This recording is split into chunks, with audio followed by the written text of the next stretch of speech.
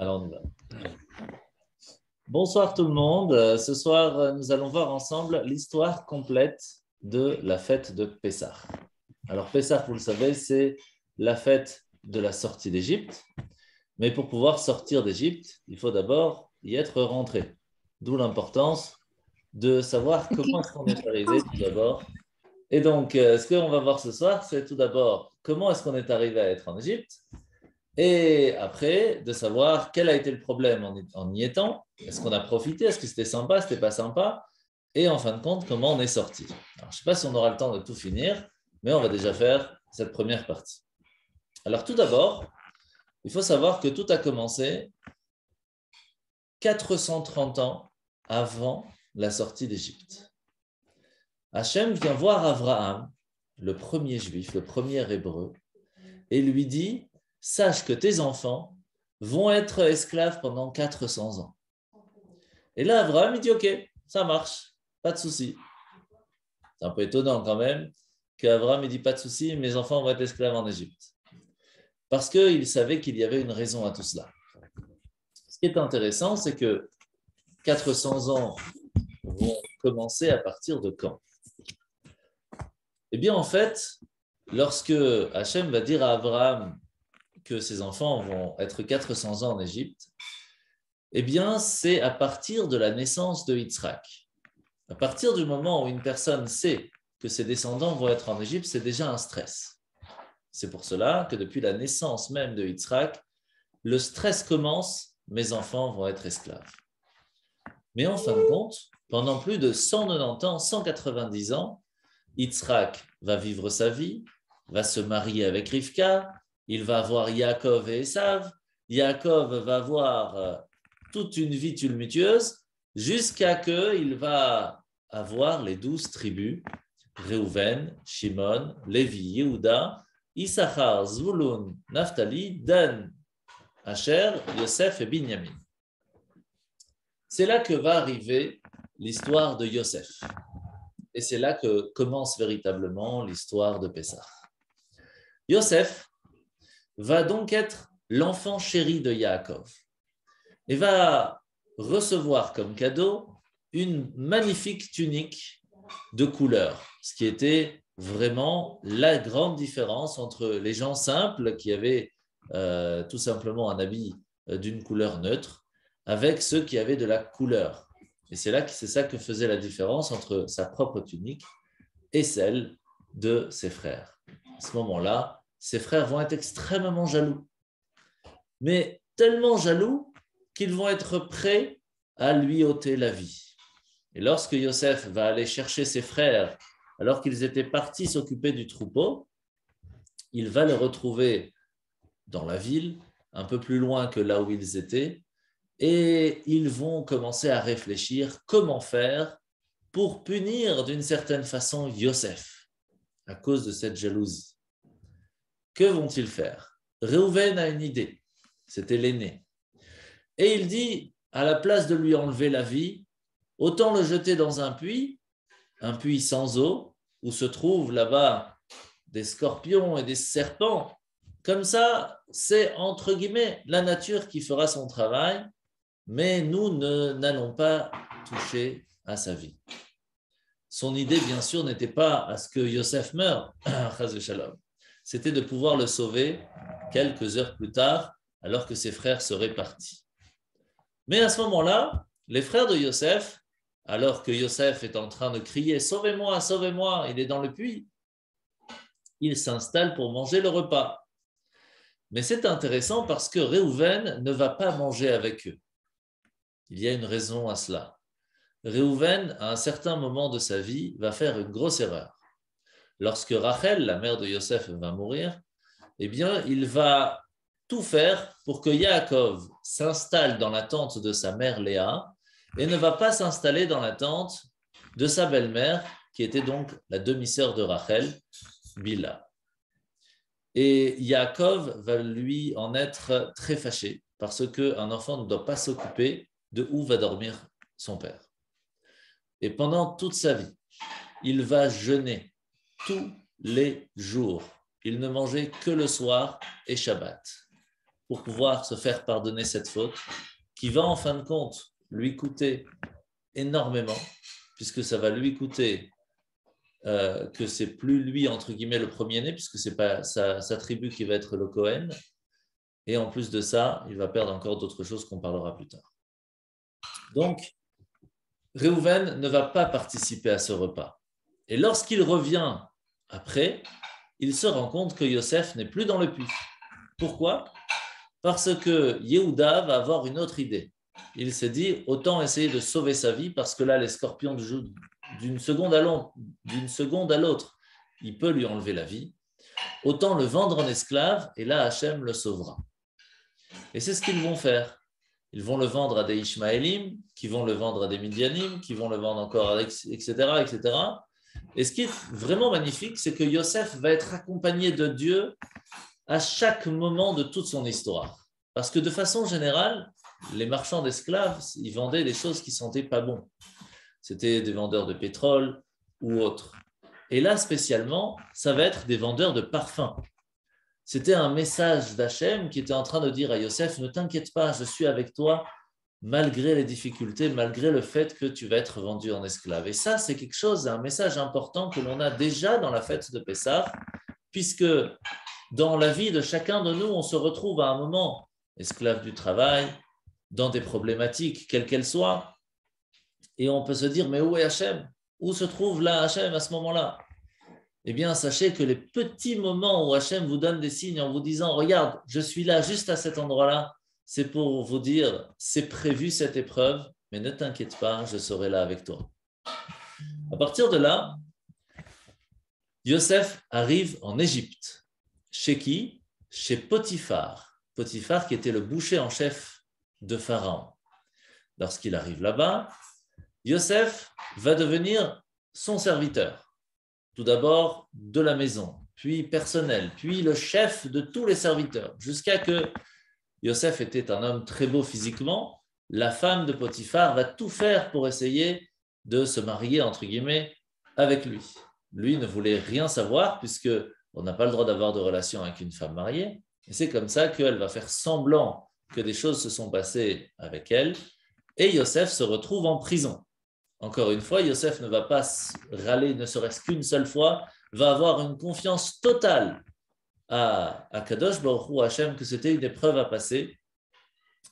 Et il se retrouve en prison pendant 10 ans. À la fin de la 10e année, arrivent en prison 2 personnes, l'échanson et le panetier. L'échanson, c'est celui qui donne le vin à Pharaon. Le panetier, celui qui donne le pain à Pharaon. Lorsque Pharaon était en train de boire, eh bien, se retrouve à avoir une petite mouche juste dans le verre de vin. Et là, celui qui donnait le vin dit à Pharaon, c'est pas de ma faute, moi j'ai tout vérifié, elle est venue juste avant que vous buvez. Mais rien à faire, Pharaon le jette en prison. Arrive le panetier qui lui donne du pain, et lorsqu'il croque le pain, se trouve une pierre à l'intérieur. Sauf que là, il a beaucoup moins d'excuses parce qu'il aurait dû faire attention lorsqu'il avait fait le pain. Et c'est pour cela que les deux se retrouvent en prison chez Yosef.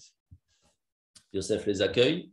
Il faut savoir qu'en 10 ans de prison, eh bien, il a évolué. Il devient lui-même le chef de tous les prisonniers. Parce que le gardien de prison se rend compte qu'il a devant lui quelqu'un d'extraordinaire. Arrivé là-bas, les deux, le panetier et les chansons, vont faire un rêve. Ils vont se réveiller le matin, ils vont être très perturbés de ce rêve, vont le raconter à Yosef. Et Yosef va dire à les chansons, celui qui sert le vin, toi tu as rêvé que tu prenais 3 grappes de raisin, que tu les pressais dans le verre et que tu le donnais à Pharaon, cela veut dire que dans 3 jours, tu pourras sortir. Et toi, le panetier qui a rêvé que de 3 paniers de pain et que les oiseaux picoraient ce pain, dans 3 jours, Pharaon te condamnera et tu perdras la vie. Et c'est exactement ce qu'il va se passer. Mais Yosef va faire une petite erreur qui va lui coûter 2 ans. Il va dire à l'échanson, à celui qui servait le vin, « S'il te plaît, pense à moi, lorsque tu te retrouveras chez Pharaon, que je t'ai expliqué et interprété le rêve. » Pour cela, le fait que pendant une fraction de seconde, il va avoir plus confiance en un humain qu'en Dieu, ça va lui coûter 2 ans de prison de plus.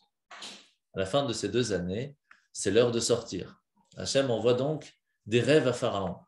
Le rêve de voir 7 vaches grosses, 7 vaches maigres à côté du Nil, et les maigres vont manger les grosses et ils vont rester maigres. Il se réveille, il se rendort et il va rêver de 7 épis de blé, grosses et maigres. Les maigres vont manger les grosses et ils vont rester maigres. Il appelle tous ses ministres. Je fais vite quand même parce qu'on est encore à l'introduction. Il appelle tous ses ministres qui vont essayer chacun de lui dire oui, tu vas avoir 7 garçons, puis 7 filles, les filles vont se marier, ils vont être loin de toi, etc. Ils vont inventer plein de trucs. Mais Pharaon savait à l'intérieur de lui quelle était la réponse, mais il l'avait oublié. C'est comme ça que, après que tout le monde a donné son avis, les chansons ramènent et expliquent le fait que Yosef l'avait aidé lors de son rêve.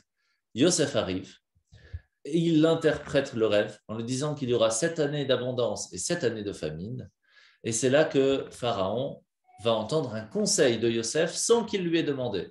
Il lui dit, pendant les 7 années d'abondance, profite à mettre beaucoup de nourriture de côté.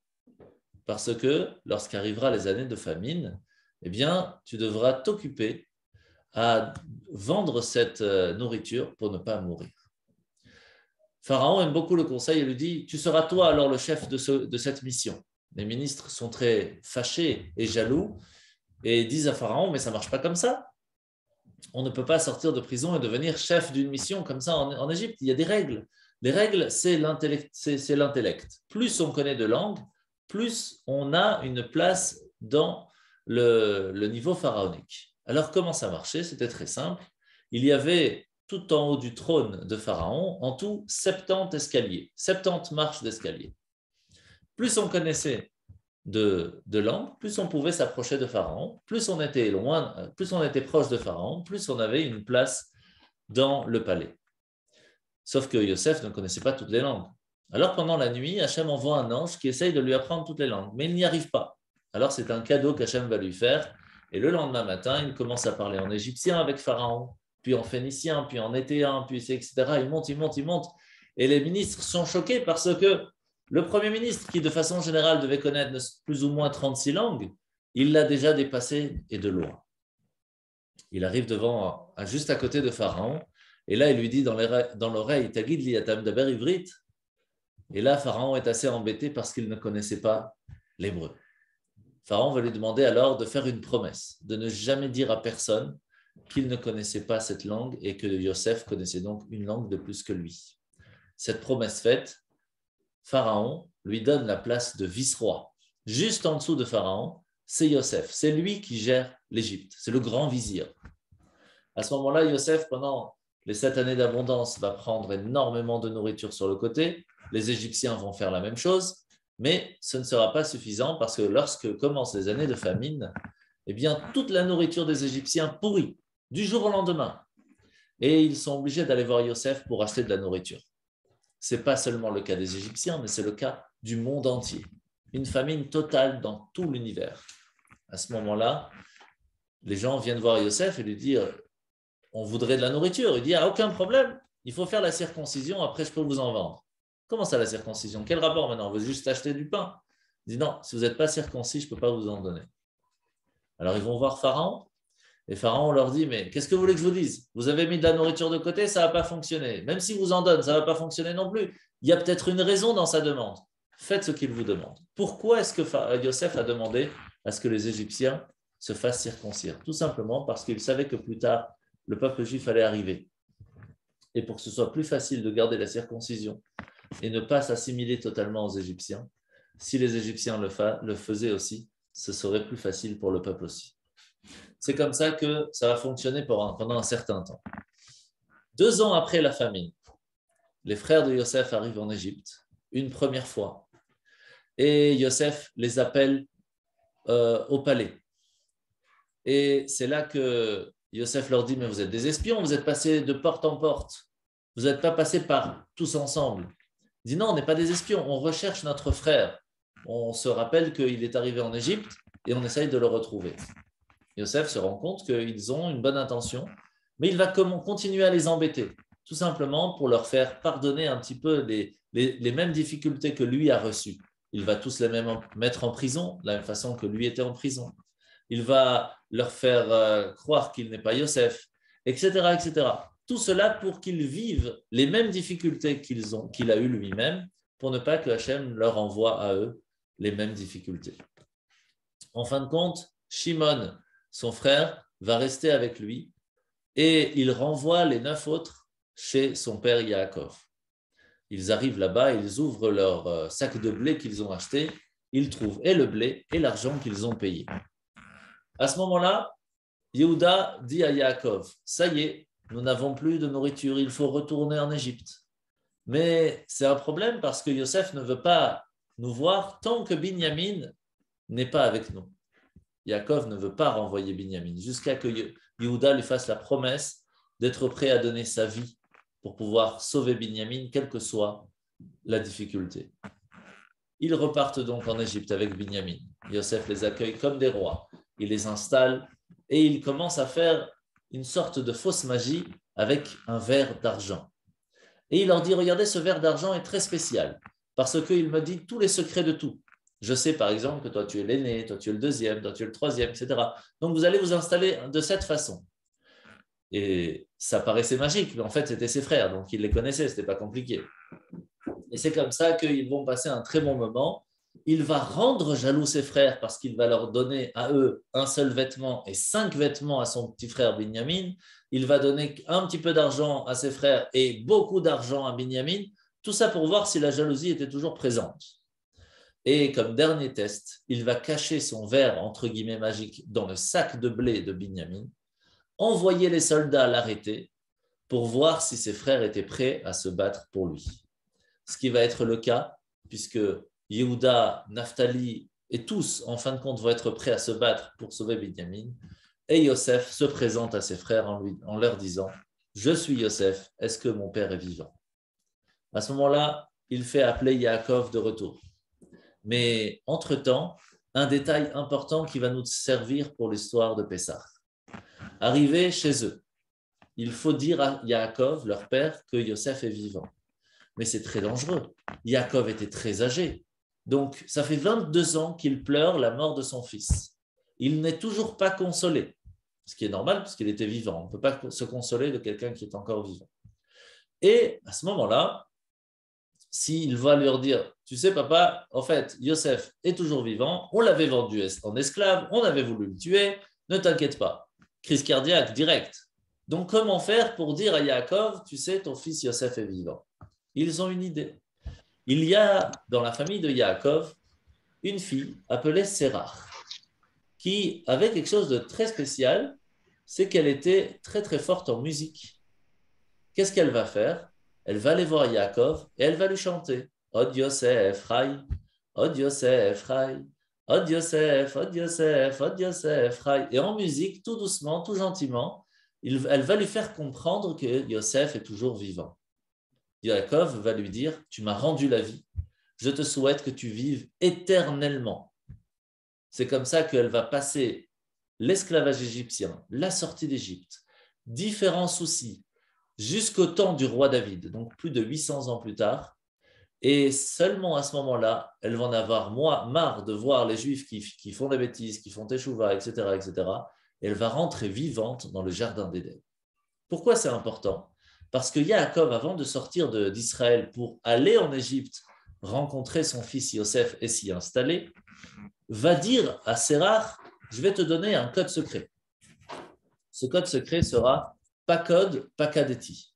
Lorsque un libérateur arrivera pour sauver le peuple juif, s'il ne te donne pas ce code, tu ne dois pas le suivre. Seulement s'il te donne ce code, tu pourras savoir que c'est bien le libérateur et tu devras le suivre ainsi que le peuple juif.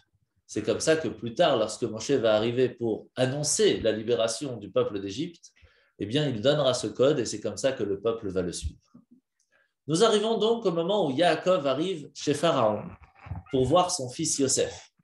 Il est tout heureux de voir son fils et il dit à Pharaon, étant donné que tu as donné une si grande place à mon fils, que tu t'es occupé de lui, je te souhaite que toi et ta famille, chaque fois que vous allez vous approcher du Nil, le Nil se mettra en crue.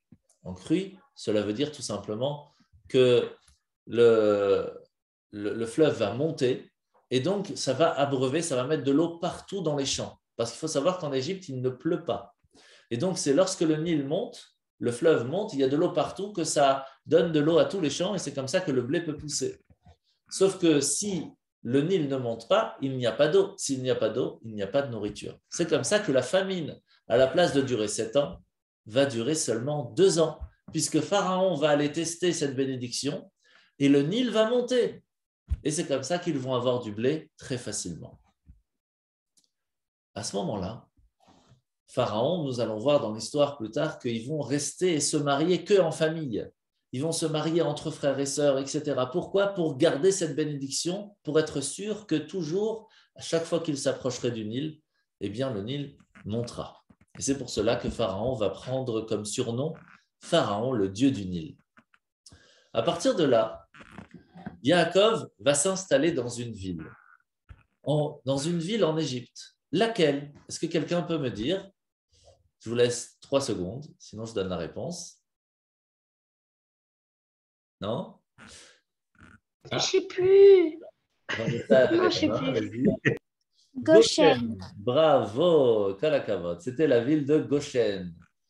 Et pourquoi c'était dans la ville de Goshen? Alors, 2 réponses. Première chose, c'était tout simplement la ville que Abraham et Sarah avaient reçue en cadeau de Pharaon lorsqu'ils étaient en Égypte. Rappelez-vous, à un certain moment, eh bien, Pharaon avait reçu Abraham et Sarah. Il avait vu que Sarah était très belle, donc il avait voulu la prendre avec lui dans son palais. Mais à la seconde où il a voulu la toucher, tout le palais a eu des boutons.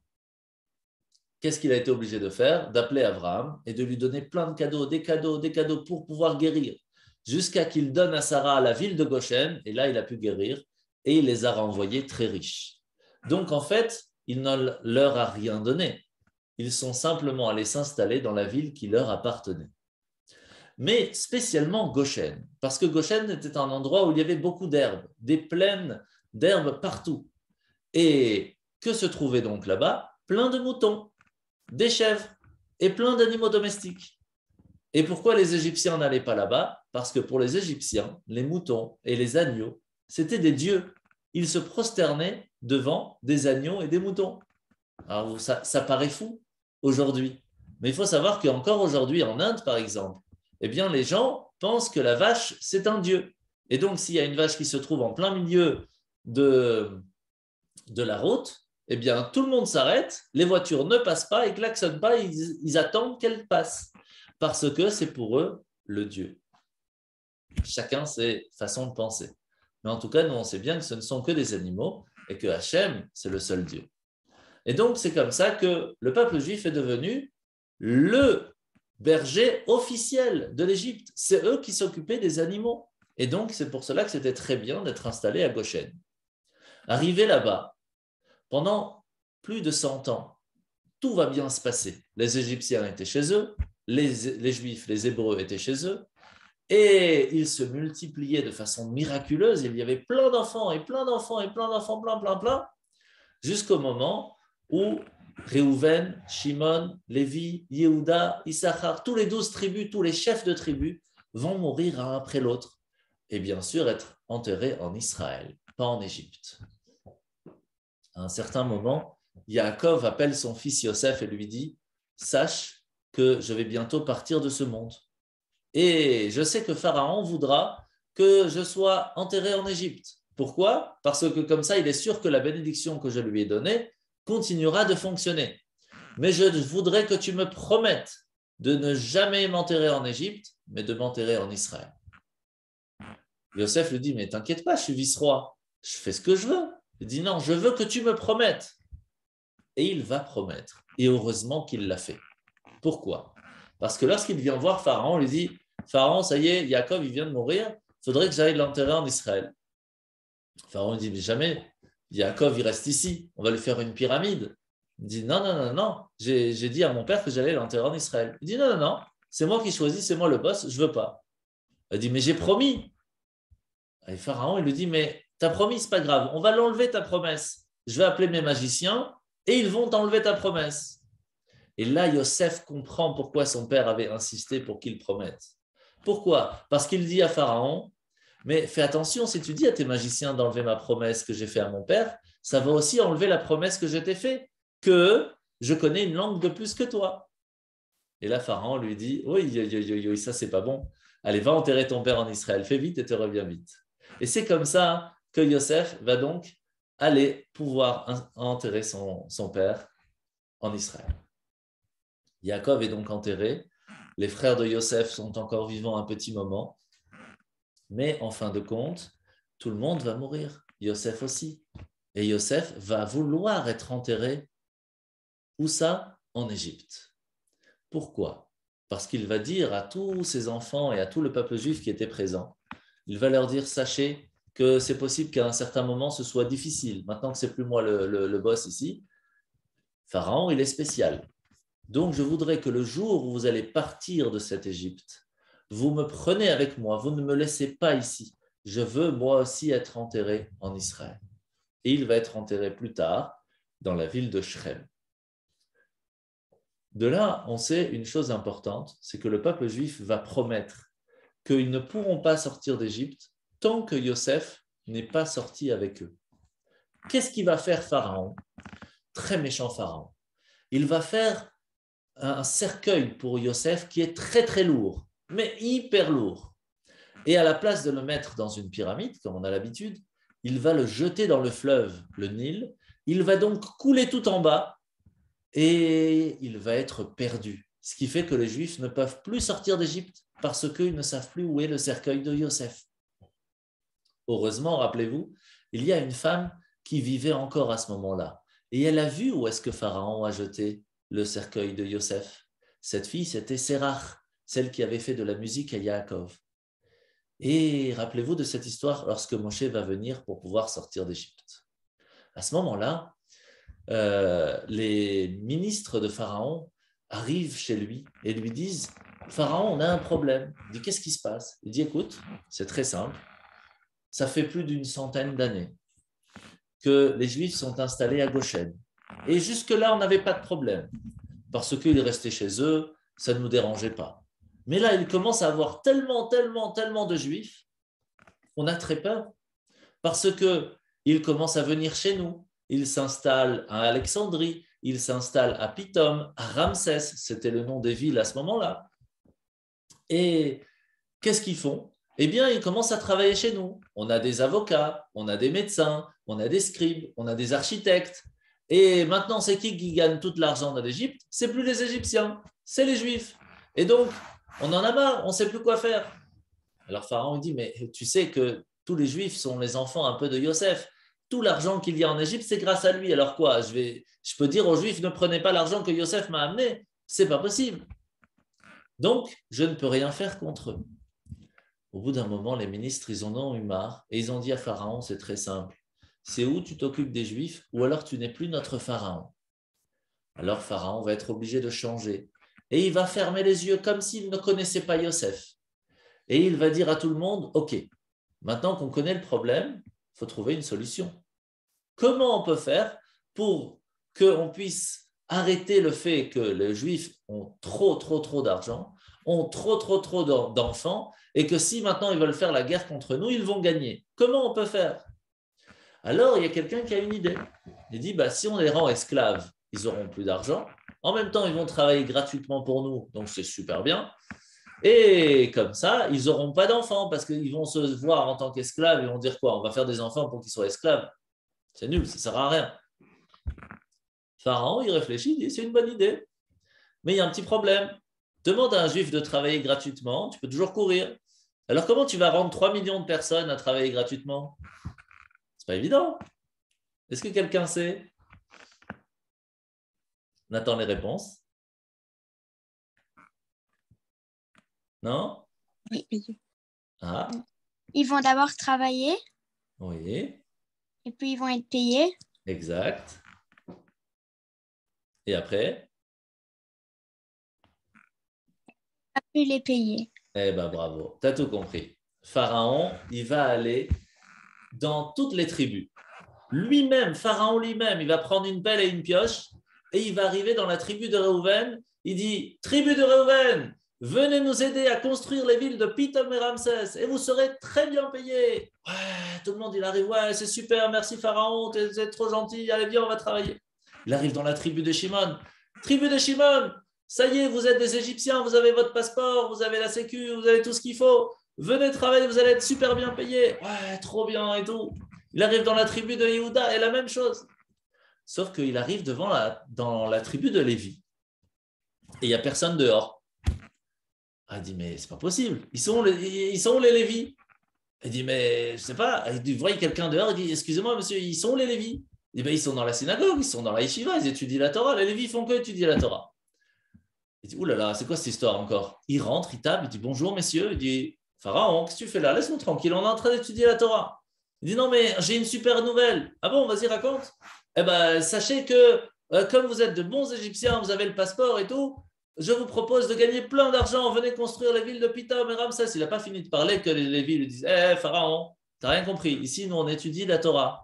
Donc, tu vas chez toi, dans ton palais, tu fais ce que tu veux, mais ici, tu nous laisses tranquille. Et donc, Pharaon était très embêté parce qu'il a réussi à avoir tous les Juifs, sauf la tribu de Lévi. Et à ce moment-là, sachez que tous les Juifs sont venus voir les Lévis pour leur dire, mais c'est quoi cette histoire? Pourquoi vous ne voulez pas travailler? En plus, on est des Égyptiens, il faut être patriotes, il faut être ensemble. Pourquoi vous ne travaillez pas avec nous? En plus, maintenant, vous allez étudier la Torah, vous n'allez pas gagner beaucoup d'argent. Et alors maintenant, c'est nous qu'on va devoir vous donner notre argent pour que vous puissiez étudier la Torah. C'est quoi cette histoire? C'est pas sympa ça. Il faut que vous allez travailler un petit peu. Qu'est-ce qui va se passer? Pendant la première année, les Juifs et les Égyptiens vont travailler ensemble. Ça va être magnifique. Et ils n'arrêtaient pas de dire aux Lévis, mais qu'est-ce que vous faites? On travaille, on est bien, on est installé, on a une belle villa et tout. Sauf qu'au bout de 6 mois, il n'y avait déjà quasi plus d'Égyptiens. Ils partaient doucement, doucement. Au bout d'1 an, il n'y avait plus aucun Égyptien. Les soldats étaient là.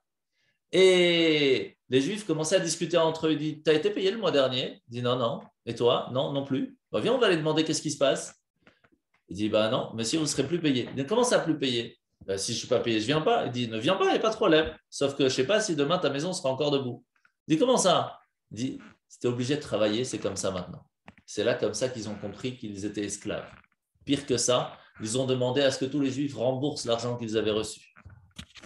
Et à ce moment-là, ils étaient perdus parce qu'ils devaient travailler très, très, très durement. Des travaux fous. Et en plus de ça, ils n'avaient même pas de quoi manger.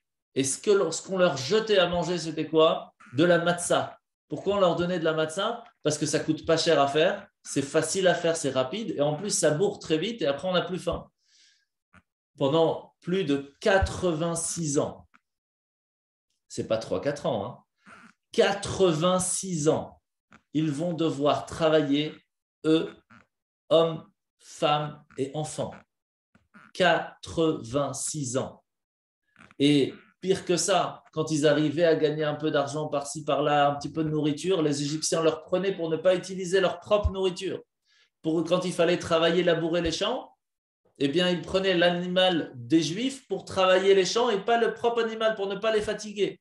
Il fallait construire les maisons des Égyptiens. S'il fallait réparer quelque chose, c'était d'abord chez eux et après seulement chez les Juifs. S'il fallait se soigner, il ne les laissait pas se soigner, il ne les laissait pas dormir, il ne les laissait pas se laver.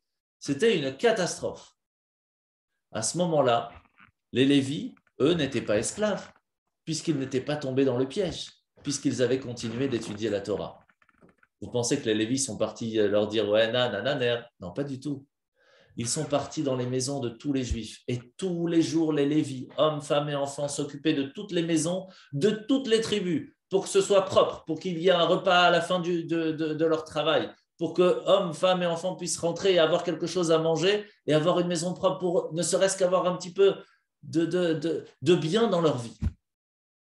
Donc vous imaginez comment est-ce que les Lévis, en fin de compte, c'est grâce à eux que tout le peuple juif a réussi à se soutenir l'un à l'autre. Et c'est comme ça que pendant 86 ans, ça a été extrêmement difficile.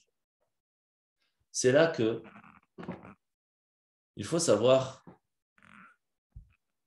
qu'avant même que Yaakov arrive en Égypte, ils sont descendus en Égypte, ils étaient 69 à la porte de l'Égypte, juste à la porte de l'Égypte, avant de rentrer dans la porte de l'Égypte. Il y a une femme qui dit 2 secondes, on va s'arrêter quelques minutes. Il dit, pourquoi? Il dit, je dois accoucher. Ah, ok, bon, pas de problème. Et elle accouche d'une petite fille. Et comment va s'appeler cette petite fille? Quelqu'un a une idée? Ebed. Yocheved, bravo. C'est qui Yocheved? La maman de Moshe. Parce que Hachem envoie toujours la solution avant le problème. Avant même de rentrer en Égypte, il avait déjà prévu que Yocheved soit née pour qu'elle puisse donner naissance plus tard à Moshe. C'est ainsi que lorsqu'elle va avoir 130 ans, donc c'est déjà assez tard, elle va donner naissance à Moshe. Sauf qu'avant qu'elle donne naissance à Moshe, il y a toute une histoire. Parce que lorsque commence l'esclavage égyptien, il y a un astrologue. Donc un astrologue, c'est une sorte de magicien comme ça, un devin, qui regarde les étoiles et qui peut raconter qu'est-ce qui va se passer dans le futur. Donc c'est intéressant de savoir ce qui va se passer. Donc il vient voir Pharaon, il dit, Pharaon, il y a un gros souci. Il dit, qu'est-ce qui se passe? Qu'est-ce qui se passe? Il dit, je viens de lire dans les étoiles qu'un enfant, un garçon, va détruire l'Égypte. Il dit, comment ça, un garçon va détruire l'Égypte? C'est pas possible ça. Il dit, si, il faut faire quelque chose, il faut faire attention, il n'est pas encore né, il va bientôt naître. Il dit, oh là là là là, comment on va faire? Est-ce que tu sais s'il est hébreu ou s'il est égyptien? Il dit, j'arrive pas, c'est tout mélangé. On dirait qu'il est un peu hébreu, un peu égyptien, j'arrive pas à comprendre. Il dit, comment ça, tu n'arrives pas à comprendre? Il faut que je sache. Il dit, si on n'a pas le choix, il faut qu'on tue tous les garçons, et juifs et égyptiens. Mais ça va être difficile à faire. Il dit, il n'y a pas le choix. Alors tout d'abord, qu'est-ce qu'il fait? Il va utiliser ce qu'on appelle la diplomatie politicienne. Il vient voir les deux sages-femmes, donc les deux infirmières en chef. C'était eux, ces deux femmes qui s'occupaient de faire accoucher toutes les femmes du peuple juif. Et pourquoi c'était eux? Parce que tout simplement, c'était des Lévis. Donc, ils n'étaient pas esclaves, ils avaient le temps d'aller s'occuper de chaque maison en chaque maison. Ces deux femmes, appelées Shifra et Poua. Est-ce que quelqu'un sait qui était Shifra et Poua? Parce que c'est un surnom, ce n'était pas leur vrai nom. Non? Je vous donne un indice. Shifra, c'est Yocheved, la mère de Moshe. Qui est Poua? Eh bien, c'est sa fille. Comment s'appelle la sœur de Moshe? Myriam. Myriam, bravo. Shifra et Poua, c'était Yocheved et Myriam. Et Pharaon les appelle dans son palais et dit, écoutez-moi bien, je sais que vous faites un travail extraordinaire. Et il passe la pommade, et vous êtes vraiment superbe, et d'un air et tout. Vous savez ce que je vais faire? Je vais vous construire une clinique juste pour vous. Je vais vous construire le plus grand bâtiment égyptien pour que vous puissiez installer là-bas les femmes pour qu'elles puissent accoucher tranquillement. Tout va bien se passer, tout sera gratuit, il y aura tout au top, vraiment au top. Chambre, il n'y a pas chambre commune, chambre privée, tout comme il faut. Mais je vous demande juste une petite chose, pas grand-chose, une petite chose. Qu'est-ce que tu demandes? Il dit, à chaque fois qu'il y a un bébé qui va sortir, tu regardes. Si c'est une fille, tu le laisses vivre. Si c'est un garçon, tu fais semblant, tu n'as rien vu, tu le tues comme ça, et après tu dis, t'es déjà mort. Si c'est juste ça, voilà, moi je te construis le bâtiment, juste tu tues les garçons. Bien sûr, vous vous rendez bien compte que Shifra et Poua, ils n'ont jamais fait ça. Jamais de la vie. Kras Shalom, tuer un bébé, c'est interdit. Et donc, c'est comme ça que Pharaon, il laisse un peu de temps passer, mais il se rend compte qu'il a payé beaucoup d'argent pour cette clinique, mais ça n'a servi à rien. Parce que Shifra et Poua, Yocheved et Myriam, ni les Juifs, ils allaient dans cette clinique, ni même ils avaient le temps de faire quelque chose. Donc, il est très énervé, il les appelle, il dit, Yocheved, Myriam, c'est quoi cette histoire? Il dit, mais écoutez, on n'a pas le temps d'arriver chez les gens qui ont déjà accouché, ils se débrouillent très bien, ils n'ont pas besoin de nous. Nous, on est là pour l'après, pour s'occuper de changer les pansements, pour vérifier que tout va bien, mais ils se débrouillent sans nous. Donc, en fait, on n'a rien dans les mains. Alors, Pharaon réfléchit, dit, comment on va faire pour tuer tous les garçons? Alors, il va tout d'abord faire un décret que les soldats vont aller chercher tous les garçons qui viennent de naître, pas seulement hébreux, mais aussi égyptiens, à jeter dans le fleuve. À peine ils viennent de naître, si c'est un garçon, ils les jettent dans le fleuve, dans le Nil, pour le tuer. Les Égyptiens, bien sûr, vont faire une manifestation. Pharaon, assassin, ça nous rappelle quelque chose. Et c'est comme ça que Pharaon va arrêter et il va continuer seulement avec les Juifs. Maintenant, il faut savoir que, bien sûr, les Juifs, quand ils ont entendu que les soldats allaient arriver pour prendre leurs enfants, ils ont commencé à les cacher, ils ont commencé à tout faire pour ne pas être présents quand ils allaient accoucher. Et c'était très difficile. qu'est-ce qu'ils faisaient les Égyptiens? Ils prenaient leur propre bébé. Et vous savez qu'un bébé, quand il entend un autre bébé pleurer, eh bien, il pleure aussi. Alors, ils prenaient leur propre bébé, ils les tapaient pour qu'il pleure, pour que le bébé juif qui était caché dans un placard ou dans un grenier pleure aussi. C'est comme ça qu'ils l'attrapaient et ils le jetaient dans le Nil. Heureusement, Hachem sauvait tous ces bébés. Hachem envoyait des anges aller les rechercher. Il les amenait dans le désert. Il y avait des anges qui leur donnaient à boire et à manger. Et plus tard, lorsqu'ils grandissaient, ils allaient retrouver leurs parents. Mais ce qui était extraordinaire, c'est qu'ils arrivaient à reconnaître leurs parents alors qu'ils ne les avaient jamais vus. Et les parents arrivaient à reconnaître leurs enfants alors qu'ils ne les avaient jamais vus. Et ça, c'était quand même quelque chose d'assez extraordinaire. En sachant qu'il y a quand même certains enfants qui ne vont pas vivre. Et Moshe, à un certain moment, on va l'apprendre, va essayer d'en sauver un, alors que Hachem n'était pas d'accord. Et là, il va comprendre sa douleur plus tard. Qu'est-ce qui va se passer? À un certain moment, Amram, qui était donc le père de Moshe, c'était le chef des Lévis, donc le chef du peuple juif, c'était le grand rabbin. Il vient voir sa femme et dit, c'est trop difficile. Le peuple, ils ont des enfants. Et à chaque fois, on tue leurs enfants. Ils n'en peuvent plus. Moralement, c'est déjà difficile. Physiquement, c'est tellement difficile. Il faut qu'on fasse quelque chose. Alors, il dit, qu'est-ce que tu veux qu'on fasse? Il dit, voilà ce qu'on va faire. Il appelle tout le peuple juif. Et il leur dit, messieurs, dames, on va tous divorcer. Parce qu'étant donné qu'on ne peut pas avoir des enfants si on n'est pas marié, que tout le monde divorce. Comme ça, on n'aura plus d'enfants. Et si on n'a plus d'enfants, il ne pourra plus tuer les garçons. À ce moment-là, le monde entier, tout le peuple juif va divorcer. À ce moment-là, ils écoutaient les rabbins à la lettre. Et qu'est-ce qui va se passer? Il y a une petite fille de 5 ans qui s'appelait Myriam, qui vient voir son père et qui dit, papa, tu sais que tu es pire que Pharaon? Il dit, comment ça pire que Pharaon? Il dit, mais oui, parce que Pharaon, il veut tuer que les garçons, mais il veut laisser vivre les filles. Donc le peuple juif peut continuer à vivre. Pour toi, il ne faudrait plus qu'il y ait de peuple juif. Ni les garçons, ni les filles. Il dit, mais tu sais que c'est quand même difficile de voir ses enfants mourir comme ça. Il dit, oui, mais en fin de compte, il n'y aura plus de peuple juif s'il n'y a plus ni garçons ni filles. Et il réfléchit. Et il dit à sa fille, tu as raison. C'est pour cela qu'il va montrer l'exemple, va se remarier avec sa femme Yocheved, et à ce moment-là, Yocheved va tomber enceinte.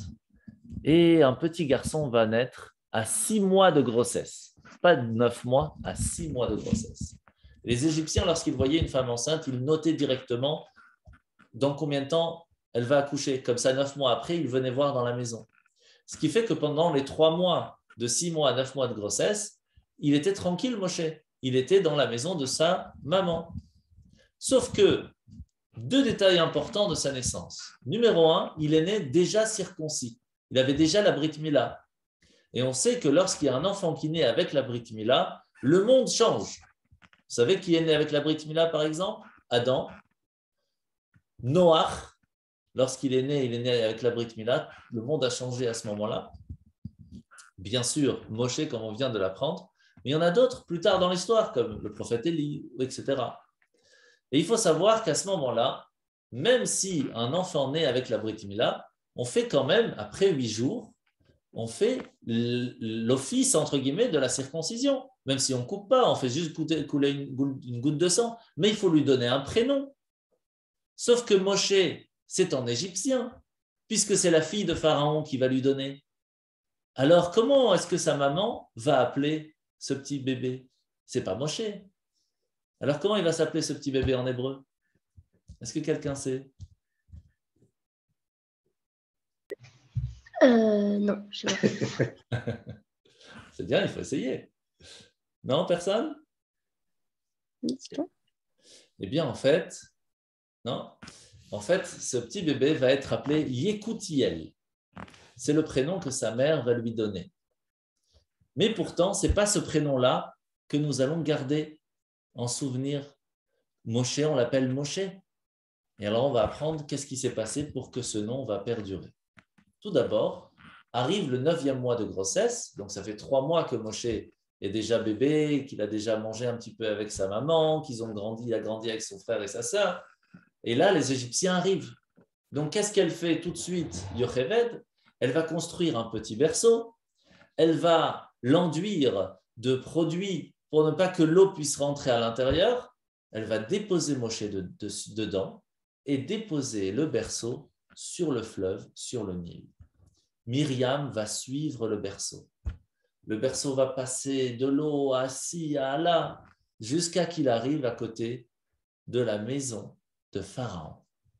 Et qui habitait dans la maison de Pharaon? Sa fille, la fille de Pharaon. Elle s'appelait comment, la fille de Pharaon? Quelqu'un sait? Pitié. Bathia, très très bien. Sauf que Bathia, c'est en hébreu. Ça veut dire Bat, la fille, Yudke, de Dieu. Qui c'est qui l'a appelé comme ça? C'est Hachem. Hachem l'a dit, puisque tu as pris mon fils Moshe et tu t'es occupé de lui, alors tu vas être considéré comme ma propre fille et tu vas être appelée la fille de Dieu, Bathia. Mais en fait, son prénom égyptien, c'était pas ça, puisque Bathia, c'est en hébreu. Alors comment est-ce qu'elle s'appelait en égyptien? Ça, c'est plus dur déjà. Non? Elle s'appelait Nefertari. Et c'est pour cela qu'il y a beaucoup de noms qui existent en égyptien. Nefertiti, c'est un prénom très connu. Eh bien, ça vient de cette Nefertari de l'histoire. Alors, elle était à ce moment-là en train de vouloir se baigner dans le fleuve. Et il faut savoir qu'à ce moment-là, Pharaon, lui, n'allait pas se baigner dans le fleuve. Est-ce que quelqu'un sait pourquoi? C'est une question difficile. Parce que tout simplement, il avait la lèpre. Il avait des boutons de blanc sur la peau qui l'empêchaient d'aller dans l'eau. Parce que ça le brûlait. Qu'est-ce qu'il faisait pour avoir la bonne température? Eh bien, il prenait le sang des bébés juifs pour pouvoir se baigner dedans. Et sur ça, il va être très, très grandement puni. Mais elle, Bathia, qui elle aussi avait la lèpre, ne voulait pas aller se baigner dans du sang. Donc, qu'est-ce qu'elle faisait? Elle préférait souffrir et aller dans de l'eau que tuer des enfants.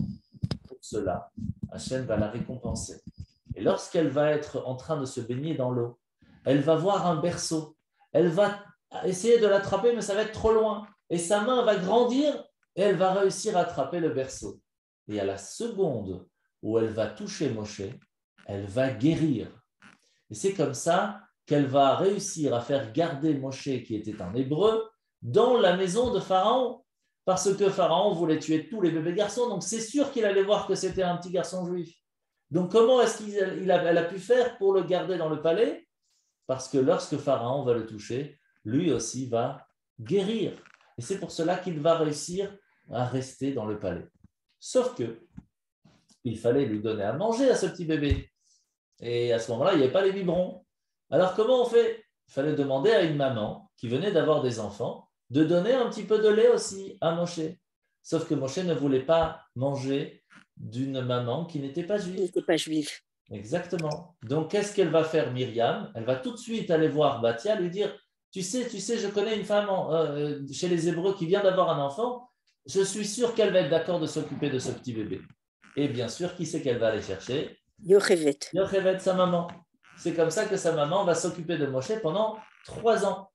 Et seulement après 3 ans, Moshe va donc aller s'installer dans le palais de Pharaon.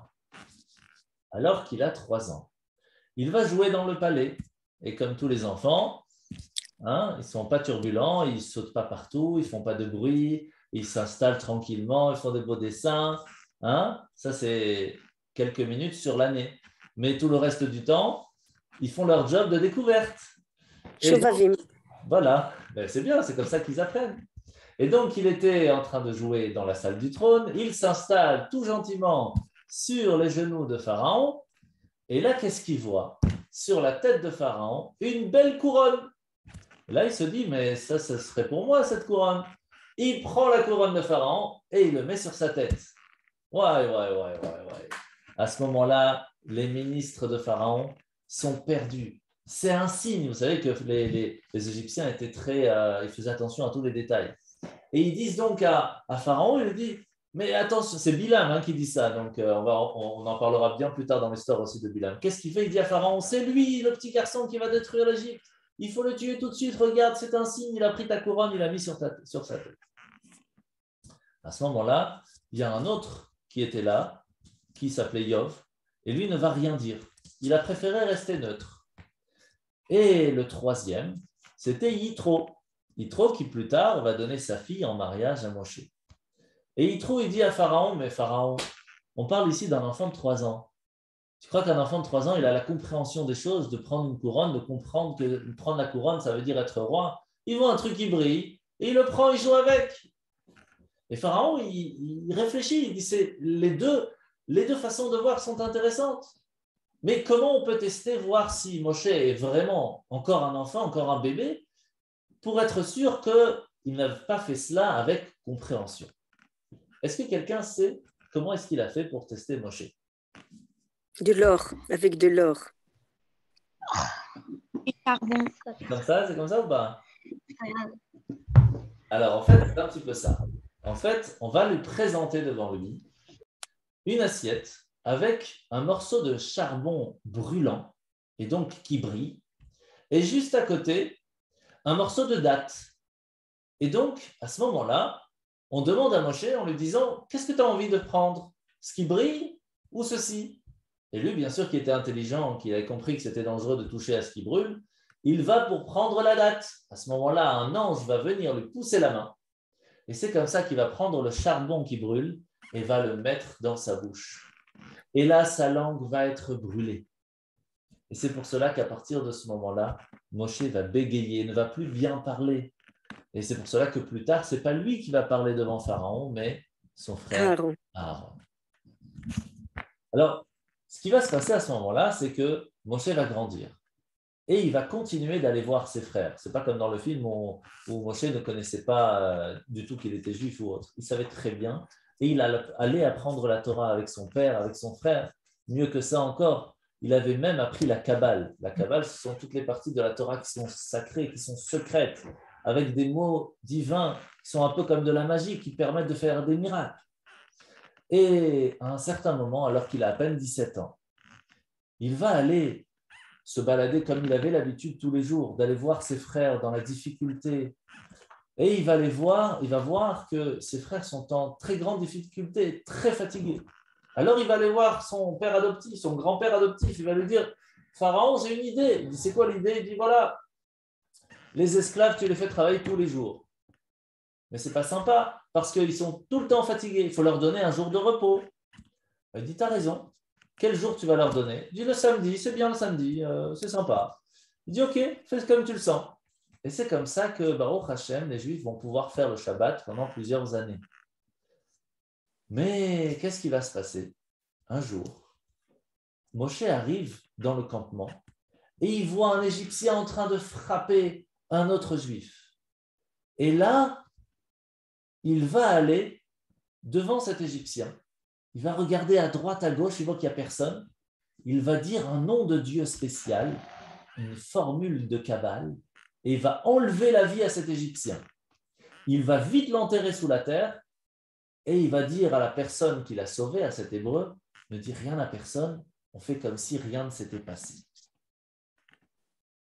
Maintenant, la question, elle est, pourquoi est-ce qu'il va tuer spécialement cet Égyptien et pas les autres? Tous les jours, les Égyptiens frappaient les Juifs. Pourquoi est-ce que spécialement celui-là, eh bien, il l'a tué? Est-ce que quelqu'un pense avoir une réponse?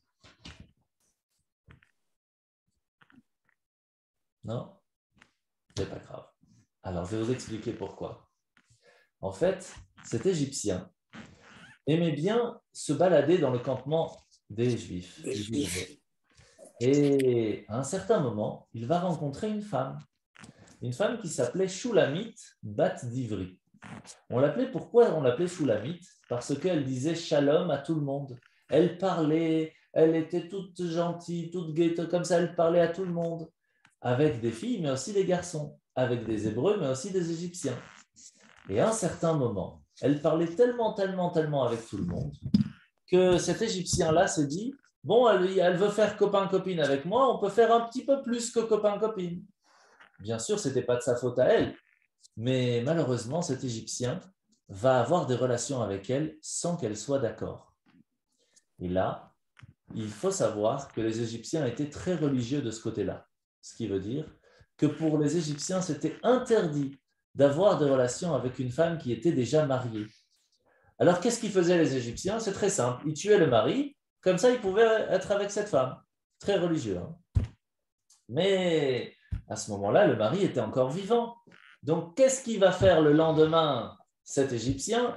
Il va aller frapper cet Hébreu, ce monsieur, pas pour le frapper pour qu'il travaille, le frapper pour le tuer. Et c'est ça que Moshe a vu la différence. Il a vu qu'à ce moment-là, il n'était pas en train de le frapper pour qu'il travaille, mais il était en train de le frapper pour le tuer. C'est pour cela que Moshe va sauver la vie de ce juif et tuer l'Égyptien. Le problème, c'est qu'on n'avait pas le droit de tuer un Égyptien. Et si une personne qui tuait un Égyptien était condamnée à mort. Alors Moshe essaye de ne rien dire à personne. Sauf que le lendemain matin, Moshe retourne au campement et qu'est-ce qu'il voit? 2 hommes juifs en train de se frapper. Qui étaient ces 2 juifs? Le premier, c'était Dathan et le deuxième, c'était Aviram. C'est qui Dathan et Aviram? Dathan, c'était le mari de cette femme, c'était ce monsieur-là que l'Égyptien n'arrêtait pas de frapper. Et Aviram, c'était le frère de sa femme, son beau-frère. Et donc, lui, Dathan, il disait à Aviram, moi, je veux divorcer de ma femme maintenant. Pourquoi? Parce qu'elle est enceinte en plus. Et Aviram, il dit, mais en fin de compte, ce n'est pas de sa faute, elle ne l'a pas voulu. Et ils étaient en train de se battre. Moshe arrive là-bas, il dit, oh, calmez-vous, on ne faut pas se battre, c'est pas bien, c'est pas joli. Et là, il se retourne vers Moshe. Il dit, quoi? Tu veux nous tuer comme tu as tué l'Égyptien? Là, Moshe, il a eu très peur. Parce qu'il s'est dit, si déjà il y a 2-3 personnes qui commencent à savoir le secret, Pharaon va le savoir. Si Pharaon le sait, il va me tuer. Il essaye de se sauver de l'Égypte, mais il n'a pas le temps. Pharaon le fait rattraper. Et il est jugé coupable. Et il demande au bourreau, donc c'est un soldat avec une grande épée, de couper la tête à Moshe. Mais lorsque l'épée arrive sur le cou de Moshe, le cou devient tellement dur, comme du marbre, que l'épée se casse. À ce moment-là, Moshe réussit à se sauver et il se sauve. Et il va arriver à Midian, là où habite Yitro. Pourquoi il était là-bas, Yitro, en fait? Parce que, après toute l'histoire avec Moshe, eh bien, Pharaon va dire à Yitro, ça y est, tu m'as bien servi, tu as bien travaillé pour moi, maintenant, je te remercie de ton travail, tu peux repartir chez toi. Mais puisque tu m'as bien servi, je te permets d'aller dans la salle du trésor et de choisir un cadeau, celui que tu veux. Il rentre dans une salle immense, comme un stade de foot rempli d'or et d'argent. Et c'était difficile de savoir qu'est-ce qu'il allait prendre. Est-ce que quelqu'un sait ce qu'il va prendre là-bas? Une seule chose, il avait le droit. Non? Alors avant de vous donner la réponse, vous devez savoir une chose, c'est que tous les Walt Disney viennent de la Torah. Et là, vous allez apprendre un truc intéressant. Qu'est-ce qu'il va prendre à Yitro, pardon? Il va rentrer dans la salle du trésor et il va trouver là-bas un bâton tout en saphir. Donc un saphir, c'est un diamant vert, tout en saphir avec gravé dessus 3 mots. Detzach Adash Be'achav. Alors, on va apprendre plus tard pourquoi c'est gravé ces 3 mots et d'où vient ce bâton. Yitro va arriver chez lui à Midian, il va prendre ce bâton, il va le planter dans son jardin. Depuis ce jour, plus personne n'arrivait à sortir ce bâton de terre. Il était coincé. Intéressant, jusque-là, ça nous rappelle un petit peu déjà quelque chose. Maintenant, on doit essayer de comprendre d'où vient ce bâton. Il faut savoir qu'à la création du monde, Hachem, lorsqu'il va créer Adam et Chava, Adam et Ève, eh bien, il va leur donner la possibilité d'être des humains. Un humain, c'est plus grand et plus fort qu'un animal. Ce qui veut dire qu'un animal, normalement, doit avoir peur de l'humain. Mais lorsque Adam et Ève vont manger le fruit interdit, et donc, ils vont faire quelque chose qui est à l'encontre, qui est contre la volonté de Dieu, à ce moment-là, c'est l'humain qui va avoir peur de l'animal. Pourquoi? Mais tout simple, parce qu'un animal ne peut pas faire quelque chose contre ce que Dieu demande. Et donc, l'humain est devenu pire que l'animal. À ce moment-là, lorsque Adam se retrouve dans le monde, il n'est plus dans le jardin d'Éden, il n'est plus protégé. Il dit Hachem, comment je vais faire? Il y a des lions, il y a des tigres, il y a des panthères. Ils vont me manger, comment je fais? Alors Hachem lui dit, t'inquiète pas, je vais te donner 2 cadeaux. Tout d'abord, je vais te donner un habit, où sur cet habit sera brodé tous les animaux du monde. Et quand tu mettras cet habit, tu auras le contrôle des animaux. Tu pourras dire à un animal de faire ce que tu veux, et il fera ce que tu lui demanderas. Et en deuxième cadeau, je te donnerai un sceptre. Un sceptre, c'est un grand bâton en saphir. Et sur ce bâton va être gravé ces 3 mots, Detzach Adash Be'achav. Et grâce à ce bâton, il pouvait faire plein de miracles. Maintenant, quelle est l'histoire de ce vêtement? Ce vêtement va être donné de Adam à son fils, Chet, qui va plus tard le donner, je vais passer un petit peu parce qu'il y en a que vous ne connaissez pas, à Mathusalem, Methuselah. Vous savez, celui qui a vécu 969 ans. C'est pour cela qu'on dit vive comme Methusalem, celui qui a vécu le plus longtemps. Puis il va être donné à Noé, à Noach, il va être sauvé du déluge. Puis il va être donné à Shem, mais Ham va lui voler. Ham va le donner à son fils, qui va être le roi Nimrod. Et Nimrod va être tué par Esav. Et Esav, va le donner à sa mère. Moi, ça va un peu vite. Et Yaakov, c'est cet habit-là qu'il va mettre lorsqu'il va prendre la bénédiction à son père. C'est pour cela que son père va lui dire « C'est intéressant, j'entends la voix de Esav, mais ça sent le Gan Eden ici. » Parce que ça sentait le jardin d'Éden de Adam et Ève. Mais le bâton, c'est un peu la même histoire. Sauf qu'à un certain moment, ce bâton va être repris par Pharaon lorsqu'il va gagner la guerre contre Esav. Et ce bâton va être mis tout simplement dans la salle du trésor sans savoir qu'il était spécial. Et lorsque Yitro va le mettre dans son jardin, il ne va plus réussir à le sortir. Lorsque Moshe va arriver à Midian, il avait quel âge? Une idée. Il a sorti de l'Égypte, il avait 17 ans. Donc, à quel âge il arrive quand il arrive à Midian? Ce n'est pas très loin non plus.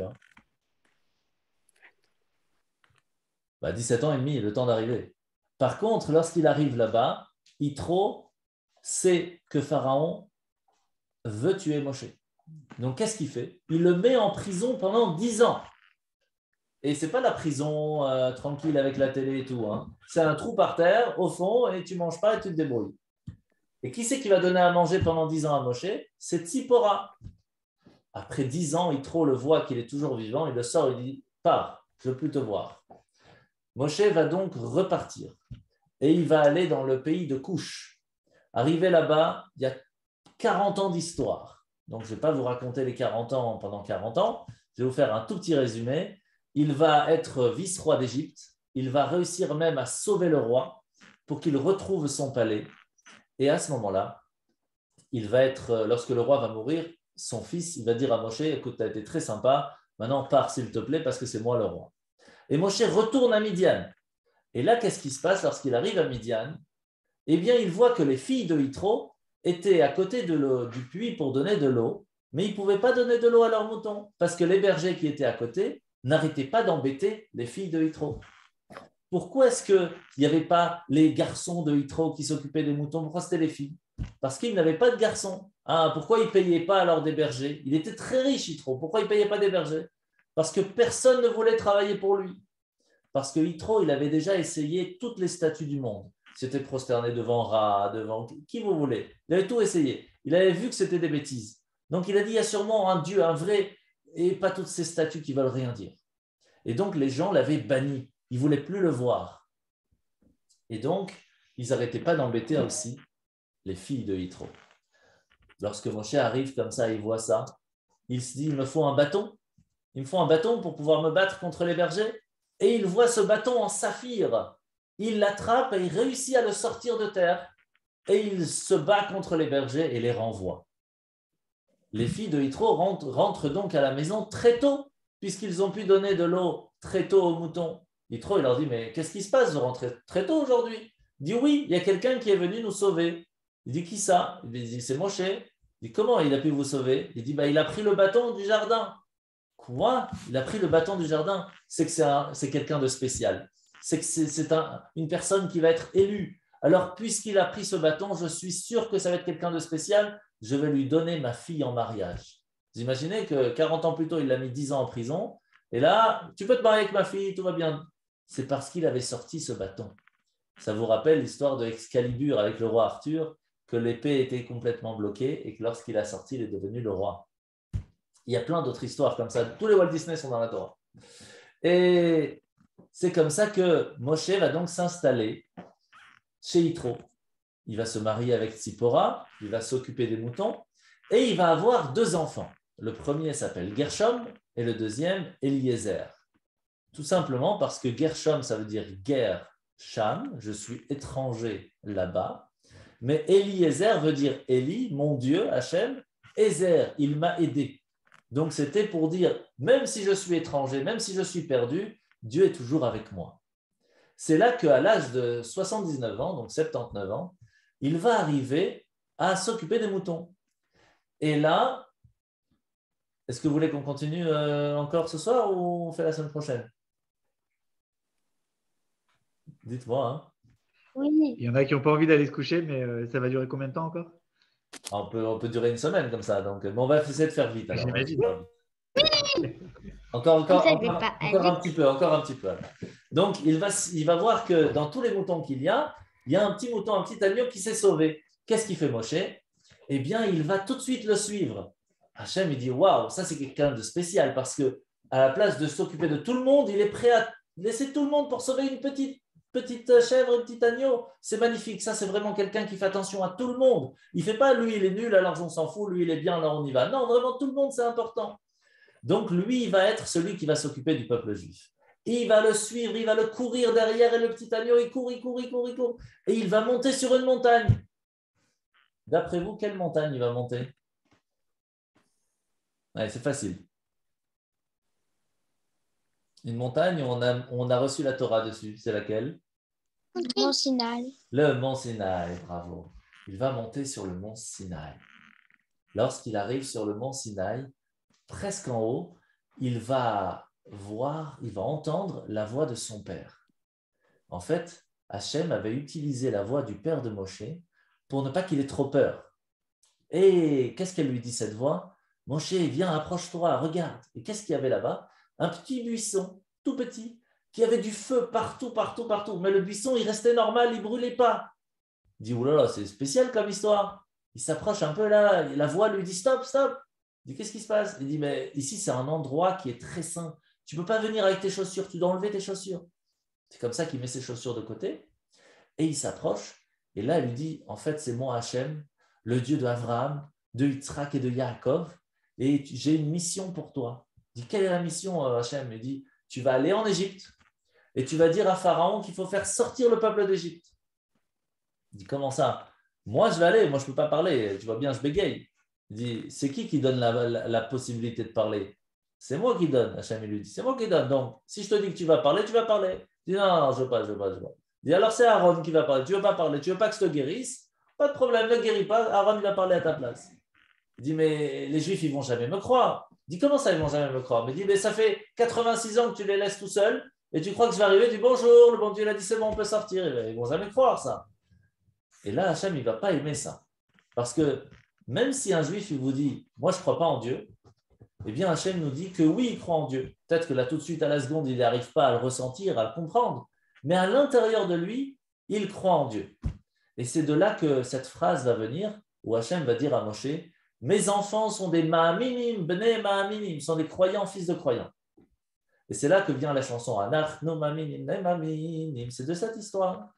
Et à ce moment-là, Moshe, en fin de compte, il avait dit un truc pas bien sur le peuple juif. Alors, qu'est-ce qu'il va faire Hachem? Il va lui dire, premièrement, tu vas leur dire le code secret. Le code secret, c'est pas code, pas kadeti. Et sache qu'il y aura une fille qui va venir te voir pour te poser la question. Vous vous rappelez du nom de la fille? Ah, celle qui avait fait la musique, qui va vivre éternellement, c'est Serach.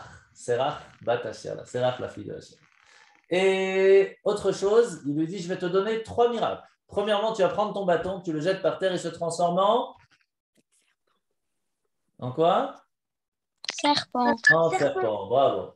Et après, tu vas prendre de l'eau, tu vas la faire couler, elle va se transformer, l'eau Sang. en sang, bravo. Et tu vas prendre ta main, tu vas la mettre sous l'aisselle, et quand tu vas la ressortir, il y aura de la lèpre. elle va avoir des boutons blancs, comme il avait eu Pharaon, vous vous rappelez? Et après, tu remets en dessous et tu reviens, et hop, la lettre, elle a disparu. Pourquoi il a fait ça, Hachem? Parce que quand on dit des choses pas bien sur les autres, eh bien, la punition, c'était que la personne avait de la lèpre, tout simplement. Et comme il avait dit un truc pas très joli sur le peuple juif, il y a eu la lèpre. Donc, on est arrivé ce soir à la fin de la première partie de l'histoire de la sortie d'Égypte. Jeudi prochain, je vous annonce qu'il y aura la deuxième partie avec les 10 plaies et tout ce qui va se passer avec la sortie d'Égypte. On se retrouve la semaine prochaine à 20h30. Ça marche, les enfants? Au top? Oui. Super. Alors, bonne Oui. soirée tout Merci le monde. Mordechai. Attends. Avec plaisir. À bientôt, Bezrat Hashem. Ciao, ciao.